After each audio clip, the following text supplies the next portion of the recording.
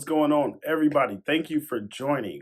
My name is Anthony, and this is On the Block Sports Chiefs. If you haven't, give me a follow on Twitter. Also, go ahead and check out arrowheadaddict.com, not just for yours truly, but the whole team there at Arrowhead Addict puts together some great content. It's NFL draft season, so it's a ton of articles about prospects and a lot of the news that happens on the daily. So, I did mention the NFL draft, which kicks off April the 27th. In this video here, I'm going to dig into something I just see quite a bit right now. A lot of people do mock drafts. Me personally, I've noticed tight ends going high to the Kansas City Chiefs. Not necessarily by a lot of the national media, but by Chiefs Kingdom. So of our own, we are looking forward to drafting a tight end. I see it more and more happening at this point. I don't really like that idea for a couple of reasons.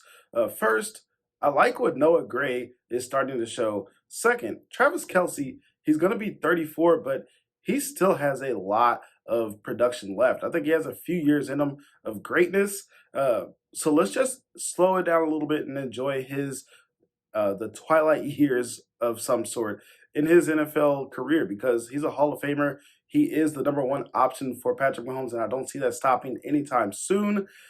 They do have Jody Fortson and Blake Bell, but we know exactly who they are at this point. So that's not really a reason why I would say to steer away from drafting a tight end, at least high in this upcoming draft. In this video, I'm going to give a glimpse at the top 5 tight ends that the Chiefs should look at pairing with Travis Kelce, or looking at being the tight end of the future. Now, let's go ahead and get this started here. Number 1, which is the impetus of this whole video here, Dalton Kincaid. He is a tremendous talent. He is most likely the number 1 tight end coming out. There's also Michael Mayer out of Notre Dame, but Dalton Kincaid is the number 1 receiving tight end. So a lot of Chiefs fans are mocking him to go to Kansas City at that 31st pick. He's projected as a first-round draft selection, and he has a lot of good traits. I'm not going to say that he is not worth that first-round pick, because he definitely is. In my opinion, the Chiefs should wait. It's a deep draft class. If you ask anybody, if you look at any stats, measurables, film, or anything, it is a deep draft class for the tight ends. Now let's get back to Dalton Kincaid out of Utah. He is 6'4", 246 pounds, so he is a good size. He's right there in the mold of the Noah Gray and Travis Kelce and what the Chiefs like in their tight ends. He's going to be a good starter within 2 years, according to NFL.com. He is an elite receiving tight end. He has soft hands, crisp routes. Those are things that you'll see by a lot of different websites and sources when you're projecting what Dalton Kincaid brings to the NFL level. What I really like about him is that he matches in both his film and the production. A lot of people have one or the other look great on film, but their numbers don't quite live up to what their measurables do. But this guy here, he has everything. He had a great career. 35 touchdowns, 175 receptions, 2,623 yards. He has the accolades, being first team All Pac-12. He's just a good athlete who adjusts to passes naturally, and he's fluid after the catch. So that's something that Andy Reid and Patrick Mahomes and just the Chiefs offense would really need, is somebody who can get yards after the catch. Things to like about him also: he catches the ball at the highest point. He's strong enough to catch through contact, that is, and it takes multiple guys to tackle him typically. He's known as a receiving tight end that doesn't really block well, but when you look at the film, he is not a punk at all by any means. Nobody's going to be just shoving him around. He'll get in the way and get in that nitty-gritty time with the blocking. May not be the greatest at it, but he definitely is willing, and that's a big thing. He has a nose for scoring. As I mentioned before, 35 touchdowns. That is just amazing, because you're going to need somebody who can get in the end zone. That is what the Chiefs has said many times before. Every play is designed to get in the end zone. He's elusive enough to wiggle through small running lanes. Now, specifically, I think he fits Kansas City because he lines up all over the place, similar to what Travis Kelce does currently. Um, as I mentioned also before, he has a similar size and movements, pre-snap motions. One thing that Utah did do is they used him in the screen game sometimes. So that is something that a young Travis Kelce would have done. I think there's a play back whenever he was a rookie, Travis Kelce, that is, where he took a screen like 60 yards to the house. I don't know if Kincaid will do the same thing, but you can at least get him the ball out in space. In the flat, and he'll make something happen. Andy Reid would not be limited in what his playbook and creativity would allow in drafting Dalton Kincaid.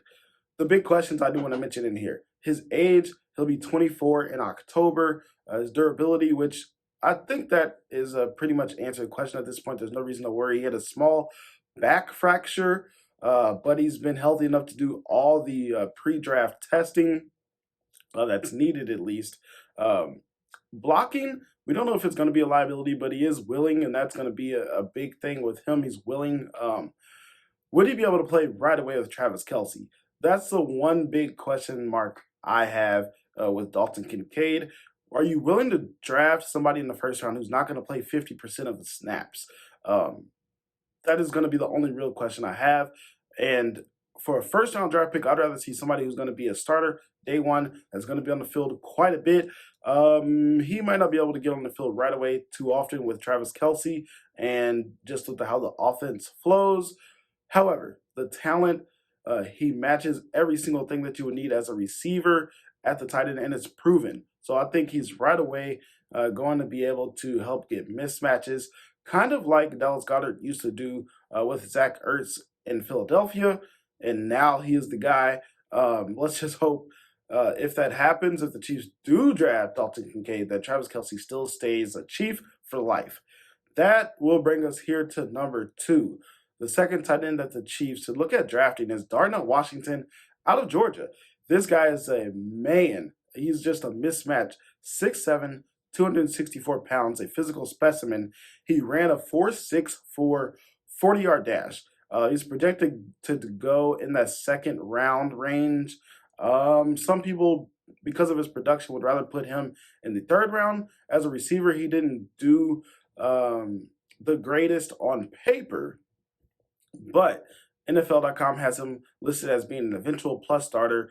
Darnell Washington was a great blocker, a phenomenal blocker at Georgia. He has the size and the skill. If you just look at his highlights, he does a great job with the ball in his hands. He catches the ball at the highest point.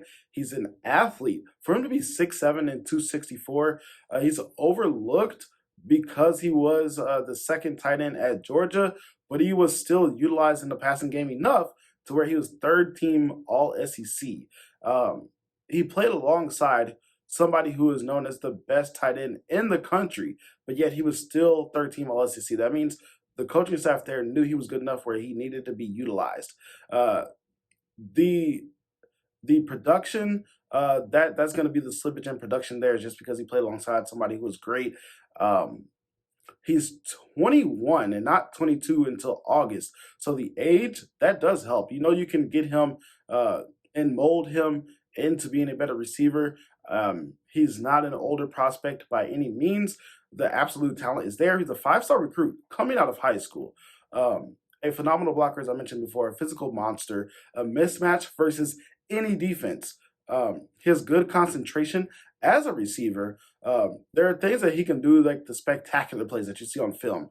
Darnell Washington, he'll make a one-handed grab and keep running. He's athletic enough to hurdle defenders.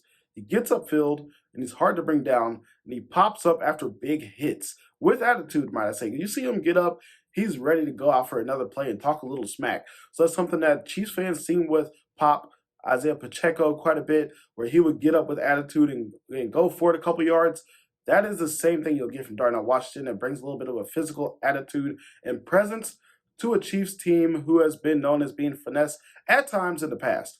The reasons why he fits Kansas City right away, day one, he can be used as a blocker. You can go ahead and put him on the field with Travis Kelce and with other sets with wide receivers on the field because of the fact that he is a good wide receiver, but he's extremely well at his blocking He provides a weapon with a different dimension that the Chiefs have not had in the past. We've seen Jody Fortson in the end zone. This guy here would be a little bit more of a mismatch versus any defense in the end zone, and also just at any point. He can be used on all three downs and not lose anything. He can play right away, as I mentioned before, and that is something that is really big in my opinion, especially if you're using a second to third round draft pick on somebody. You don't want to waste that draft pick at all whenever you have other questions on the team. The one question I have with Darnell Washington, his acceleration, and that kind of shows up on film at times. He can take a couple of seconds to get to his top speed, which hurts a little bit if you're trying to run deeper routes. His route tree, will he be able to get in and out of cuts and be able to explode? Those are things that we do want to mention why he's not first round. But Darnell Washington, he brings something that the Chiefs haven't had. And if he absolutely taps out on his potential, he is somebody who could be, I don't want to put too much praise on him, but he could be a top five tight end in the NFL if he pushes out the potential that he has. Number three, this is one of my draft crushes here. I do think the Chiefs, if they were to go tight end, they could draft Tucker Kraft out of South Dakota State. He's somebody who did play against a lower level of competition, but Tucker Kraft, he's 6'5", 254 pounds, 4.69, 40-yard dash. He's projected to go in the third round. Some things that you'll see out of Tucker Kraft. He has decent hands, a major contributor as a blocker. Even though he's a little bit raw, he will be an eventual starter in the NFL at tight end, whether that is a couple years, a few years down the road. Those are some things that you'll see online about Tucker Kraft. Now, the past 2 seasons for him, he did have an ankle injury the last season, which caused him to miss quite a bit of the regular season, but he had 92 receptions, 9 touchdowns, 1,121 yards. He's 22 years old and won't be 23 until November. He did come back after an injury. Whenever he got hurt game 1, he could have called it in and been like, hey, I'm going to focus on the NFL. But no, Tucker Kraft, you like his makeup as a football player. He puts the team first and he wants to win. He came back and helped his team win an FCS championship. He's not blazing fast for a tight end, but he finds ways to get yards after the catch. He has some wiggle and some elusivity. He has a physical presence. There are things you'll see him do, like making quick and decisive movements, but he does not go down easy. In my opinion, I fell in love with his highlights. If you go look at a couple different highlight videos of Tucker Kraft, he may have some of the best highlights of any tight end. Now, we did play against a lower level of competition, but those are things that come with it at times. He gets hyped. He has fun on the field. He loves the game, which is evidenced by his attitude, and also the fact that he came back to play and didn't just put himself and his future first. He seems like a great locker room fit. He uses his size for leverage. Those are kind of those nuances. He has a nose for getting the most out of plays. He's very well balanced as far as like he won't go down whenever he's out of position himself. He'll just kind of find a way to keep on chugging along and get upfield and make a move, which is awesome because you want to see an athlete on the field. You don't want to see somebody who just catches the ball and falls down. Tucker Kraft, the things that he fits Kansas City for. He has the capability to do a lot of things at the tight end position. There were times where he ran a tight end jet sweep, which you do not see, and I don't predict that he'll do that in the Kansas City offense, but he's good enough of an athlete to do that. He's comfortable with the ball in his hands is what that shows. He lines up everywhere in space, in the backfield, in line as a tight end. Andy Reid can do everything with him without limitations on the field. The one thing I do want to say is a big question because I want to focus on that as well. Tucker Kraft, being that he's coming from South Dakota State, can he learn how to be a better NFL athlete? It'll take some coaching from Travis Kelce and also the coaches on the coaching staff. He's got to make his routes a little bit more crisp and clean. He has a tendency to short arm passes. Will he actually reach out and high point a lot of the balls instead of letting it fall into his body? Will he be able to create separation without that extremely top end speed and great route running? All that will definitely come with NFL coaching, but how fast can he learn how to play in the NFL and NFL defenses? Well, number four of the tight ends that the Chiefs should look at in this draft is Will Mallory out of Miami. He had the fastest 40 out of any tight end at the NFL Combine. He has decent size at 6'4" and a half, 240 pounds. He ran a 4.54 40-yard dash. His speed definitely shows up on film. He progressed each season in college. Didn't really show up great immediately as a freshman or sophomore, but he did gain more yards, receptions, and touchdowns each year. He's projected to go in the fourth round, so he's going to be probably a second day pick, maybe a third day pick. He has the upside. That is something you'll see a lot of him online. He is a second gear, a big play threat, limited blocking upside. That is something that is a little bit of a concern. But his career stats, he was pretty productive. 115 receptions, 1,544 yards, 14 touchdowns. He was second team All ACC this past season. Of course, evidenced by his 40. He is a good athlete. His burst shows on film. He has deceptive speed in the sense that you'll see linebackers and safeties and even sometimes corner try to run that pursuit angle and hawk him down, but Will Mallory will actually outrun your pursuit angle. That's crazy for a tight end to do so. He has an extra gear. His route tree is not limited. He has good footwork. Some other things you'll see with Will Mallory. He has the ability to fight off defenders and fight for yards, even though he's known as a faster prospect, a natural receiver. He executes routes with precision. Some extra things that he does that'll make him more quarterback friendly is that he shows his numbers to the quarterback well. He makes himself a very capable target. He adjusts well to inaccurate passes as well. You see him catch balls behind him at times. And something that I really like is that he comes from tight end U. Greg Olsen, Kellen Winslow. There's just other things that go into him coming from Miami that I like. He does fit Kansas City, not just because he's a tremendous athlete, but he lines up everywhere. You've seen him at fullback at times. He can help right away in the receiving game. Now, that is big because you'll see the Chiefs, they haven't really addressed the wide receiver position in free agency except for signing Richie James. And if you're going to want somebody to help in the receiving game, Will Mallory is somebody who should be able to help you do that right away. He is a weapon whenever grass is in front of him. You don't want to put much grass in front of him if you're the defense because he will make the most out of it. The Chiefs can dial up those plays, though, to get him in space. So that is something that I really like him if he were to join Kansas City. He is a possible Travis Kelce-like successor, just like Dalton Kincaid would be.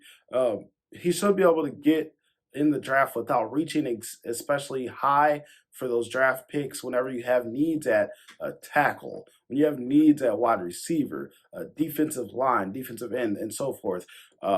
You can grab him in the fourth round most likely. So what that means is Will Mallory is somebody I think the Chiefs can grab and stash as somebody who can contribute on day one and also be a Travis Kelce successor at tight end. He addresses a lot of the things that the Chiefs fans like in Dalton Kincaid. He will be 24 in June, and will blocking be a hindrance? Those are kind of just some questions you'll see overall about Will Mallory. Number 5, this is my personal underrated prospect here. The Chiefs should look at Oklahoma. They have a tight end named Braden Willis, who is 6'3" and a half, 241 pounds. He is projected to go as an undrafted free agent. So Braden Willis, he is somebody who has reliable hands. He's savvy. He's a quick athlete. He's not the biggest, and it shows on film. He is not a big. He kind of looks a little small at times on film, but he is wide receiver type running, route running, that is. He's one of the best in the class at the route running. He won't burn anyone, but he is nuanced enough to get open. He has good hands. He's gotten stronger throughout his career. Whenever you saw him first play in college, Braden Willis was somebody who would fall, and he wasn't a good enough athlete to really get yards after the catch. He's gotten much better at that. He became more fluid with the ball in his hands. He's not a physically imposing player, but he does have fun on the field, and those kind of things, the intangibles, I really like in drafting somebody. The Chiefs also have shown that in the past, where they like somebody who can fit in the locker room. He can stick his foot and go in and out of cuts when he's route running. He secures the ball with two hands when defenders are around him. So that's something that you'll see him fight for yardage, but he will not put the ball in harm's way. He's a good athlete. He shows balance. He fits Kansas City very well as a receiving tight end. For the questions I have with Braden Willis, how far will he actually fall? Will he be a day 3 selection? Will he make it to the undrafted free agency? Can he block at the next level? Will his size and athleticism keep him from being a starting tight end in the NFL? He has the tools to be able to produce, but we just don't know. And that's a reason why he is not projected to go high in the draft. But as somebody, if you just watch the film, your eyes will like what he puts out there. So if you're wanting a tight end this year, because this is a deep draft class, this is the year to do it. I don't want to say that they should go in the first round. I'm going to reiterate that. There should be somebody available, as I noted in this video, on all 3 days that can actually help the Kansas City offense now and in the future. I was not a fan of drafting the tight end initially because the Chiefs don't really have much holes to fill. I'm actually okay with that now. With 10 picks, they can address the few needs that they need and also draft a few luxury positions if they like. To review, the top 5 tight ends that I think the Chiefs should draft, if they're going in that direction, are number 1, Dalton Kincaid, who is a Travis-like player and seems ready to produce right away. He's projected to go in the first round. Number 2, I'm going to say, is Darnell Washington. He's a big physical athlete who can block and has shown flashes in the receiving game. He is projected to go as a second-round pick, but I could see him going anywhere from 1 to 3, depending on the team, how much they like him, and each team's needs.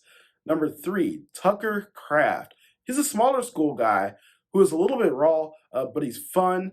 He looks to be the part. All he has to do is just be coached up a little bit by Travis Kelce and also the coaching staff and learn some of those things that'll make him the best player that he can be.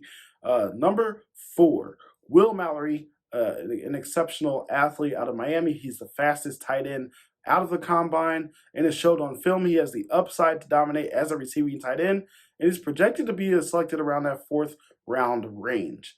Number 5, the last one I'm going with here for who the Chiefs should look at drafting as a tight end is Braden Willis out of Oklahoma. He runs extremely nice routes. He fits the system. He grew in getting a lot of yards after the catch.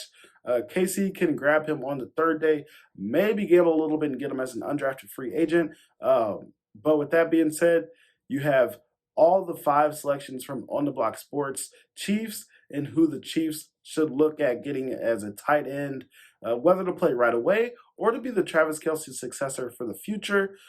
This has been On the Block Sports Chiefs. Tell me what you think. What tight ends do you have your eyes on? Should the Chiefs even draft a tight end? Like, comment, and subscribe. Thank you for joining and watching. If you are on the wide receiver train, I'm going to put a link in the description. And definitely you can look at who we have listed as wide receivers the Chiefs should look at if they choose to do so on day 1. They have the 31st pick in the NFL draft, and we do have a video for who the Chiefs should look at if they decide to go wide receiver in the 1st round. Definitely check that out. Thank you for doing so, and I will drop some more videos coming up soon. Thanks for tuning in. I'll see you next time, peeps.